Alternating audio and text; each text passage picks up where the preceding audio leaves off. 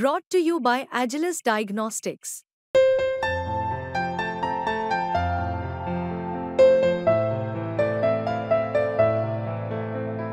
Agilus Diagnostics. पुरुषाला धर्म नसतो, हे जे असे कामं करतात ना ते पुरुषाला धर्म नसतो. असं काही नाहीये की लव जिहाद केलं म्हणून त्याला मारायचं आणि मंदिरांनी पुजाऱ्यांनी केलं म्हणून त्याला सोडायचं. त्याला तेवढीच कडक शिक्षा झाली पाहिजे.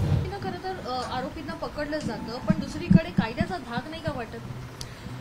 त्याच्यासाठी मी आता सांगितलं की पोलिसांच्या हातात पण काही असतात जे तुम्ही तुमचा धाक दाखवू शकता, दहशत दाखवू शकता. आणि तुम्ही आता शालू यांनीना पण सांगितलेलं आहे की शक्ती कायदा 10 वर्षापासून अजून इम्प्लिमेंट झालेला नाही, तो अजून तिथे बासनात गुंडाळून पडलेला आहे.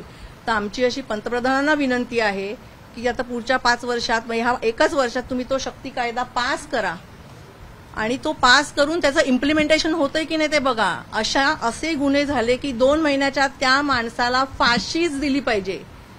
त्याला इथून हायकोर्टात गेला, हायकोर्टानं सुप्रीम कोर्टात गेला, मधून राष्ट्रपतींकडे गेला, त्याला कुठेही वाव नसला पाहिजे. अशा गुन्ह्यांना कुठेही व्हॉइस किंवा न्याय मिळवला नाही पाहिजे.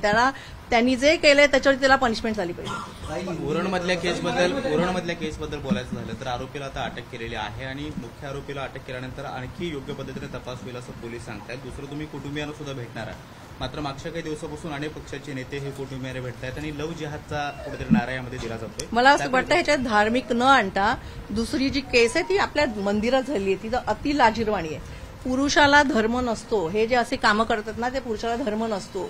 त्याच्यामुळे धर्मनिरपेक्ष जो कोण पुरुष करतोय त्याला तात्काळ शिक्षा झाली पाहिजे, तो कुठच्याही धर्माचा असो. असं काही नाहीये की लव जिहाद केलं म्हणून त्याला मारायचं आणि मंदिरांनी पुजाऱ्यांनी केलं म्हणून त्याला सोडायचं. त्याला तेवढीच कडक शिक्षा झाली पाहिजे.